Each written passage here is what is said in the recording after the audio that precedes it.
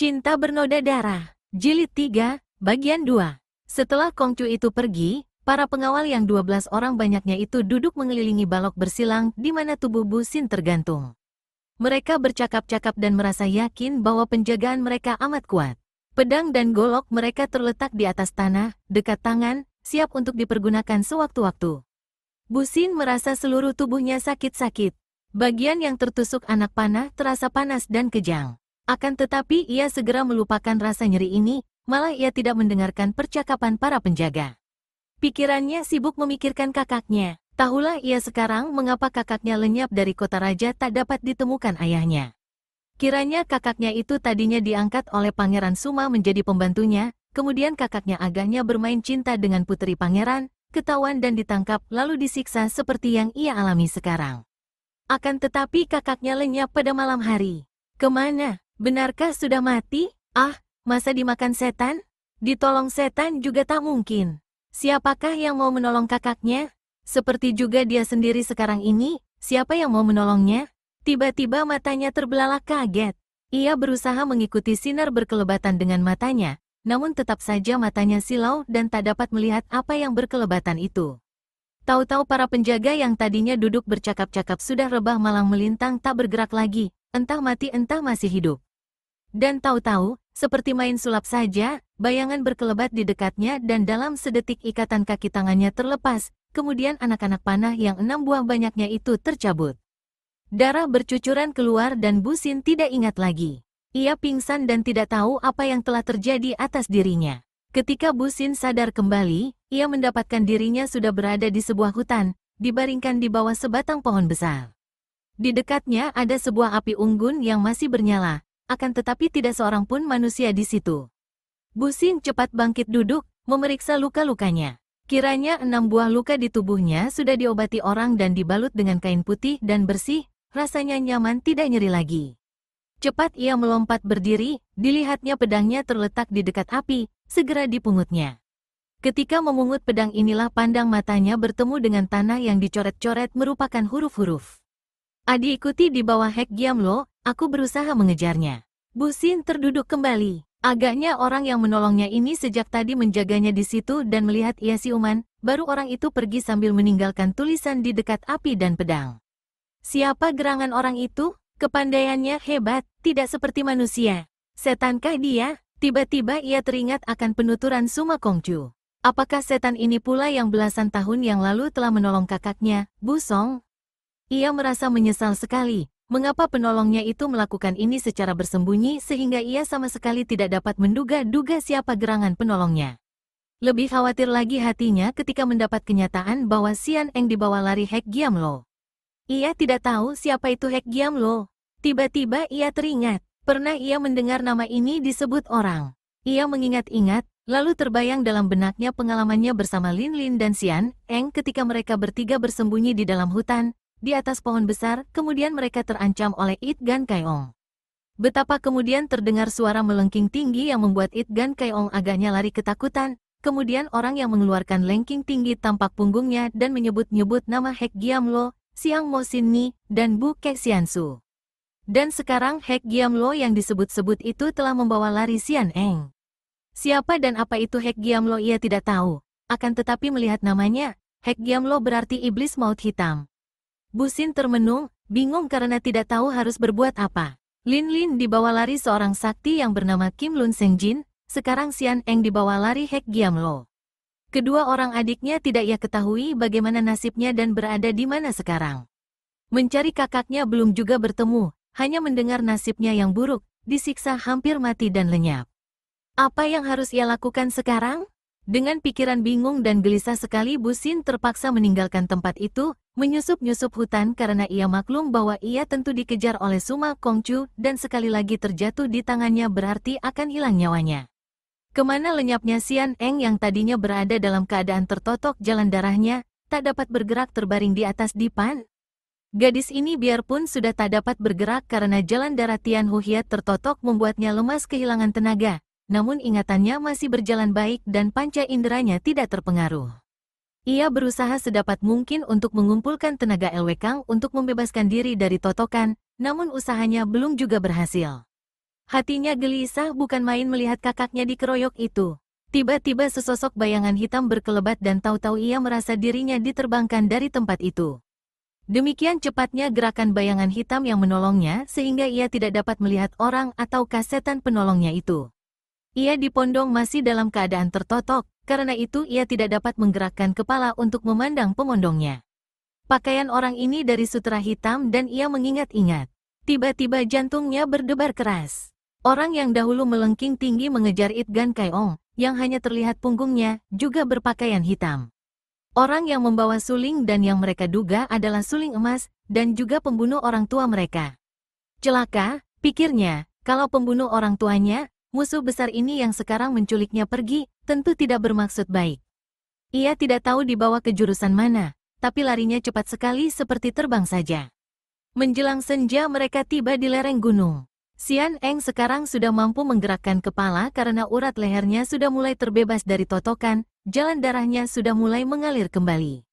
Akan tetapi biarpun ia menengok dan memutar leher, tetap saja ia tidak dapat memandang muka pemondongnya yang berjubah hitam, karena kepalanya berada di punggung orang itu. Ketika ia memandang ke sekitarnya melalui kedua pundak pemondongnya, ia terkejut dan merasa ngeri. Kiranya mereka telah berada di sebuah tempat kuburan kuno yang amat luas. Agaknya kuburan orang besar, karena selain luas juga amat indah. Bongpai atau batu nisan besar-besar dan megah berdiri di sana, di dalam lingkungan pagar tembok, dan di sana-sini berdiri patung-patung yang terukir indah. Jalan menuju ke batu nisan itu menanjak. Agaknya penolongnya hendak membawanya ke batu nisan itu. Akan tetapi ternyata tidak. Ia dibawa memasuki sebuah terowongan melalui sebuah pintu rahasia di balik batu nisan. Terowongan yang gelap sekali. Tak lama kemudian sampailah mereka di sebuah ruangan bawah tanah yang cukup luas dan tidak gelap, agaknya sinar matahari dapat masuk ke ruangan ini. Xian Eng dilempar ke atas sebuah bangku panjang, akan tetapi ia tidak terbanting, melainkan jatuh terduduk. Ini kembali membuktikan bahwa penolong atau penculiknya itu adalah seorang yang amat tinggi kepandaiannya. Xian Eng yang sudah dapat bergerak lagi cepat menoleh dan, gadis itu hampir saja menjerit kalau tidak lekas-lekas menutupi mulut dengan kedua tangannya. Ia hanya duduk dengan mata terbelalak lebar memandang ke depan, kepada orang yang memondongnya tadi. Sehelai demi sehelai bulu di tubuhnya berdiri, dan gadis ini hampir pingsan karena kaget, takut, dan ngeri. Ternyata yang memondongnya tadi bukanlah manusia. Tengkorak hidup, jubah hitam itu menutup sampai kepalanya, yang tampak hanya muka tengkorak dengan kedua lubang mata yang lebar, lubang hidung yang kecil, dan bekas mulut yang amat lebar, masih bergigi. Mengerikan. Di tempat seperti itu, yakni di bawah tanah kuburan bertemu dengan makhluk seperti ini, benar-benar membutuhkan saraf membaja untuk tidak menjerit-jerit ketakutan. Kemudian makhluk yang berdiri tak bergerak seperti patung itu, mengeluarkan suaranya yang terdengar bergema namun seperti datang dari jauh, suara yang tidak pantas menjadi suara manusia hidup, nona datang dari Tingchun di kaki gunung Chin Ling San, putri Jenderal Kam Si Ek. Karena masih dicekam kengerian, Xian Eng belum mampu mengeluarkan suara, hanya mengangguk dan sepasang matanya yang bening itu terbelalak lebar. Beberapa kali ia menelan ludah untuk membasahi kerongkongannya yang mendadak menjadi kering sekali. Mendadak terjadi hal yang aneh dalam pandangan Xian Eng. Makhluk itu, yang kini dapat diduganya tentulah seorang manusia yang memakai topeng tengkorak, tiba-tiba menjatuhkan dirinya berlutut di depan bangku itu, di mana Xian Eng sudah bangkit berdiri. Aduhai sang puteri, bertahun-tahun hambamu seluruh rakyat menanti kehadiran Paduka Puteri, bertahun-tahun hamba yang hina mencari dengan susah payah. Akhirnya hamba mendapatkan jejak Jenderal Kam di Tingchun, akan tetapi Paduka sudah pergi. Ah, siapa duga hamba dapat bertemu dengan Paduka di sini. Rakyat telah menanti untuk menjemput Paduka sebagai ratu. Sampai di sini si kedok tengkorak itu lalu menangis sesenggukan. Dapat dibayangkan betapa Xian Eng melongo keheranan, bulu tengkuknya berdiri kaku karena ia menganggap bahwa kedok iblis ini tentulah seorang yang miring otaknya.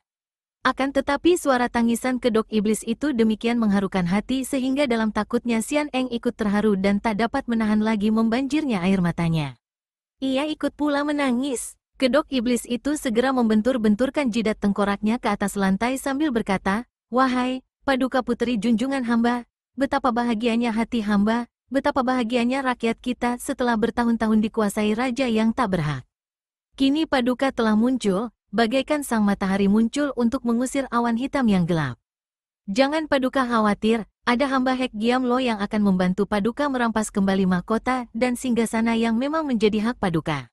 Tentu saja Xian Eng makin tidak mengerti dan menganggap orang yang miring otaknya ini sedang kambuh gilanya, maka bicaranya makin tidak karuan. Pada saat itu terdengar suara mirip tangisan yang melengking tinggi menembus sampai ke ruangan di bawah tanah itu. Lapat-lapat terdengar suara memanggil nama Hek Giamlo disusul maki-makian. Hek Giamlo mengangguk-anggukkan kepala tengkoraknya di depan kaki Xian Eng, lalu berkata halus, mohon perkenan Paduka untuk menghalau pengacau yang berada di luar istana. Mau tak mau Xian Eng menggigil. Tempat kuburan mengerikan seperti ini dianggap istana dan ia hendak dijadikan ratunya. Celaka, akan tetapi untuk membantah, ia tidak berani karena maklum bahwa orang gila yang menyeramkan ini memiliki kepandaian yang luar biasa tingginya. Ia hanya mengangguk, dan agar orang gila itu tidak kecewa dan marah ia berkata lirih, pergilah. Tampak bayangan hitam berkelebat dan tahu-tahu Hek Giamlo telah lenyap dari depannya. Xian Eng menggosok-gosok kedua mata dengan punggung tangan. Mimpikah ia, ataukah semua itu tadi peristiwa yang benar terjadi? Kalau begitu, agaknya si kedok tadi bukan manusia, jangan-jangan memang benar tengkorak hidup. Kalau manusia, masa pandai menghilang seperti itu? Di sebelah atas, depan bongpai atau batu nisan yak besar dan megah itu, berdiri seorang wanita yang rambutnya panjang riap-riapan sampai ke kaki. Seorang wanita cantik sekali, rambutnya hitam halus dan mengeluarkan keharuman yang mewakili taman bunga, baju luarnya putih bersih dari sutera halus. Seorang wanita cantik namun menyeramkan.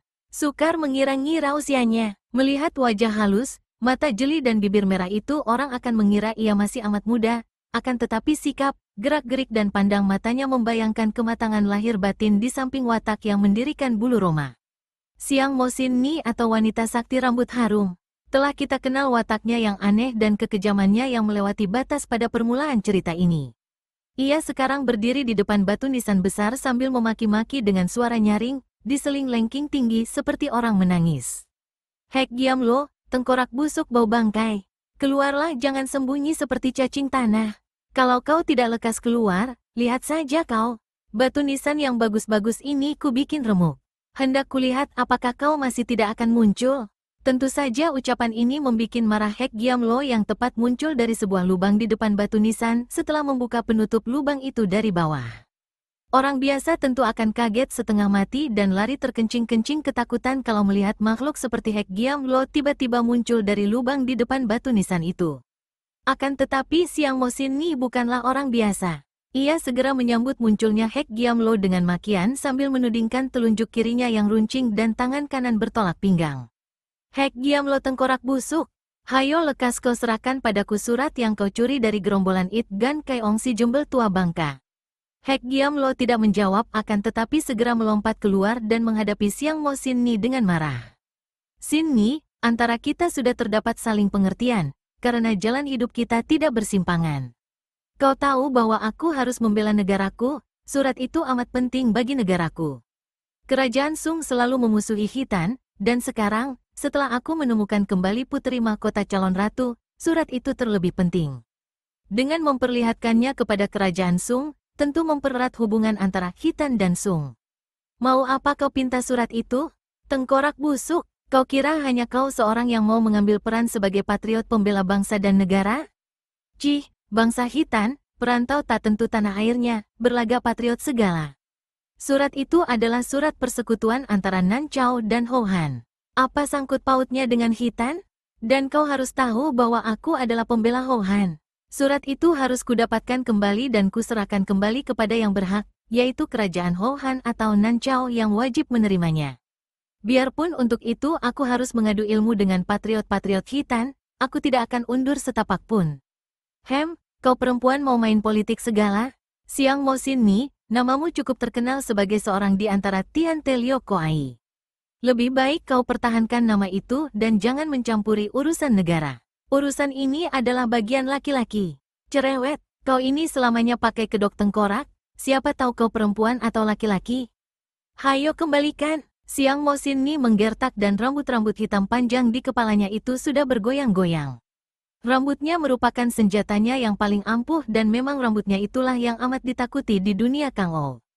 Bagi wanita biasa, agaknya rambut yang hitam, panjang, halus dan harum itu akan menjadi kebanggaan dan akan disukai banyak orang, terutama kaum pria. Akan tetapi rambut Xiang Mo Xin Ni yang harum ini merupakan cengkeraman-cengkeraman maut yang entah sudah menewaskan nyawa berapa banyak orang. Xin Ni, kau tahu aturan antara kita. Surat ini kudapatkan dengan jalan menggunakan kepandaian, tentu saja tidak mungkin kuberikan kepadamu begini saja. Sambil berkata demikian, Hek Giamlo sudah mengeluarkan sabitnya, juga tangan kirinya mengeluarkan sehelai surat yang ia rampas dari tangan Suma Boan tanpa diketahui orangnya. Melihat surat itu di tangan Hek Giamlo, Xiang Mo Xin Ni mengeluarkan lengking tangis yang menggetarkan kalbu. Rambutnya seakan-akan hidup menyambar untuk merampas surat, sedangkan sebagian rambutnya yang lain lagi menyambar ke arah jalan darah di dada, leher, pangkal lengan dan pergelangan yang maksudnya selain merobohkan lawan juga merampas sabit. Hek Giamlo membentak. Surat itu sudah lenyap di saku bajunya lagi dan sabitnya hilang, berubah menjadi sinar putih yang menyilaukan mata, tubuhnya menjadi bayangan hitam yang bergulung-gulung dengan sinar sabitnya. Pada detik-detik berikutnya, Hek Giamlo dan Xiang Mo Xin Ni sudah saling terjang dengan ganas sehingga terjadilah perkelahian yang luar biasa. Kalau kebetulan ada orang melihat pertempuran ini, tentu mengira bahwa iblis-iblis kuburanlah yang sedang bertanding ini. Kadang-kadang mereka bertanding di atas lantai depan batu bisa, kadang-kadang dengan gerakan ringan dan cepat keduanya berlompatan dan berkejaran di atas bongpai atau batu nisan, melayang di antara pohon-pohon untuk kembali ke lantai lagi, melanjutkan pertandingan yang amat hebatnya. Namun keduanya sama kuat, pertahanan masing-masing terlampau kokoh dan rapat sehingga sukar bagi mereka untuk mencari lubang dan memasukkan serangan mematikan. Hai Hik, tengkorak busuk, mana pelajaranmu dari buku Xiansu? Untuk apa kau rampas setengah kitabnya? Hayo keluarkan, kulihat jurus-jurusmu adalah yang dulu-dulu juga, sudah lapuk dan kuno, ejek Xiang Mo Xin Ni. Hek Giamlo mendengus dan memutar sabitnya. Kau merampas alat tetabuhan Him untuk apa pula? Tidak perlu cerewet, rampaslah suratmu kalau kau memang becus. Keparat, hari ini Hek Giamlo mampus di tanganku. Xiang Mo Xin Ni memperhebat gerakannya dan kini mereka bertanding lebih seru lagi, berusaha mencari kemenangan dengan mengeluarkan jurus-jurus mematikan. Sementara itu, keberanian Xian Eng segera timbul ketika melihat dirinya ditinggalkan sendirian oleh Hek Giamlo. Kesempatan baik sekali untuk melarikan diri. Cepat ia melompat turun dari atas bangku panjang, menyambar pedangnya yang agaknya tadi dibawa pula oleh Hek Giamlo, dan berjalanlah ia melalui lorong di bawah tanah yang gelap. Beberapa kali ia salah jalan. Kiranya lorong itu mempunyai banyak jalan simpangan yang menyesatkan. Setelah meraba sana, merayap ke sini, akhirnya Xian Eng berhasil melihat sinar matahari melalui sebuah lubang. Pengharapannya menebal dan cepat ia merayap ke arah sinar itu yang ternyata masuk dari sebuah lubang yang cukup besar. Ia mengerahkan ginkang dan melompat keluar dari lubang. Sejenak kedua matanya silau dan terpaksa ia berdiri sambil memejamkan mata. Baru saja keluar dari tempat gelap ke tempat terang memang amat menyilaukan mata, hampir ia tak dapat percaya apa yang dilihatnya. Ternyata ia telah berada di depan batu-batu nisan besar dan di situ berkelebatan dua orang yang sedang bertanding dengan hebat dan aneh. Yang seorang adalah Hek Giamlo yang mempergunakan sebuah sabit yang mengerikan. Orang kedua adalah seorang wanita cantik sekali, akan tetapi cara bertempur wanita itu aneh karena wanita itu selalu menggunakan rambutnya yang panjang dan gemuk hitam sebagai senjata. Xian Eng tidak tahu apa yang harus dilakukannya menghadapi pertandingan itu. Hek Giamlo dianggapnya seorang miring otak yang menganggap dia sebagai seorang puteri calon ratu, akan tetapi ia masih tidak tahu apakah iblis hitam itu mengandung niat baik ataukah buruk terhadap dirinya. Adapun wanita cantik yang bertempur melawan Hek Giamlo itu pun ia tidak kenal, tidak tahu pula mengapa bertempur melawan Hek Giamlo. Oleh karena ini Xian Eng tidak mempedulikan pertempuran itu dan mendapatkan kesempatan baik ini ia segera melarikan diri. Akan tetapi Xian Eng benar-benar keliru kalau dia mengira bahwa dua orang itu tidak melihatnya dan tidak tahu bahwa ia melarikan diri. Dua orang itu adalah orang-orang sakti yang tentu saja melihat dia keluar dari lubang tadi. Belum jauh Xian Eng melarikan diri, Hek Giamlo mendengus. Sini, lain waktu kita lanjutkan. Aku harus mengejar dia. Hik-hik, tinggalkan dulu surat itu, baru aku memberi ampun padamu. Sabit di tangan Hek Giamlo menyambar sepenuh tenaga, namun dengan mudah Xiang Mo Xin Ni mengelak dan membalas dengan sambaran rambutnya. Keparat kau, aku perlu sekali dengan gadis itu, kembali Hek Giamlo berkata, minta pertandingan dihentikan. Aku pun perlu sekali dengan surat itu. Sebelum kau serahkan kepadaku, jangan harap kau bisa mendapatkan gadis itu. Hai Hik, kewalahan Hek Giamlo menghadapi lawannya yang selain pandai bertempur, juga amat pandai berdebat ini. Nah, kau makanlah suratmu. Hek Giamlo sudah mengeluarkan surat itu dan melemparkannya ke arah Siang Mo Sin-ni, kemudian melompat jauh untuk mengejar Xian Eng. Adapun Siang Mo Sin-ni melihat menyambarnya benda putih, segera ditangkapnya dan ia terkekeh girang melihat bahwa benda itu memang benar merupakan surat persekutuan antara pemerintah Nanchao dan pemerintah Hohan. Sambil tersenyum manis ia memasukkan surat itu ke dalam saku jubahnya, kemudian bersenandung lirih dan membalikkan tubuh hendak pergi dari tempat itu. Akan tetapi ketika ia membalikkan tubuh, matanya memandang ke arah sebuah di antara jajaran patung yang kebetulan berada di depannya. Sebuah patung sebesar patung seorang sastrawan kuno. Wajah patung itu amat halus buatannya, seperti manusia hidup saja. Ih, tampan juga kau. Siang Mo Sin-ni tersenyum. Sayang, kau hanya batu, tidak punya darah dan daging. Ih, matamu terlalu tajam, lebih baik lehermu kupatahkan sebelum aku pergi. Siang Mo Sin-ni menggerakkan kepalanya, segumpal rambut panjang menyambar ke arah leher patung. Plakek, rambut itu terpental kembali dan leher patung tidak apa-apa. Jangankan patah, gempil pun tidak. Sepasang mata jeli bening itu terbelalak. Biasanya, hantaman rambutnya akan mampu memecahkan batu hitam, masa sekarang mematahkan leher patung saja tidak kuat? Sekali lagi ia menggerakkan kepala, kini setengah rambutnya semua menyambar, merupakan gumpalan yang cukup besar. Plakek, kali ini tubuh Siang Mo Sin-ni tergetar karena kekuatan yang ia pergunakan tadi lebih besar, sehingga ketika terpental, terasa lebih hebat pula olehnya. Wanita ini berubah wajahnya, matanya melirik ke arah patung itu, lalu kepada patung-patung lain yang berjajar di situ. Kalau semua patung itu sekuat ini, agaknya memiliki kesaktian, hihi. Siang Mo Sin-ni merasa bulu tengkuknya bangun dan ia cepat-cepat meninggalkan tempat itu. Seorang wanita yang terkenal ganas seperti iblis sekarang lari ketakutan, mengira bahwa patung-patung itu sudah menjadi iblis. Mungkin menghadapi sesama manusia, iblis wanita rambut panjang itu tidak akan gentar seujung rambut pun, akan tetapi menghadapi patung batu yang dapat tahan menghadapi 2 kali hantaman rambutnya, benar-benar melewati batas ketabahannya. Kalau saja Siang Mo Sin-ni tahu betapa sepeninggalnya patung yang dihantamnya tadi dapat bergerak-gerak, tentu ia tidak akan lari. Malah patung itu akan diserang mati-matian. Setelah iblis wanita rambut panjang itu pergi, patung itu menarik napas panjang, melemparkan selubung kain putih dan tampaklah seorang pemuda tinggi besar berpakaian seperti sastrawan, pakaian berwarna hitam. Suling emas, seperti juga Siang Mo Sin-ni, suling emas yang menyamar sebagai patung itu berkelebat lenyap ke arah perginya Hek Giamlo.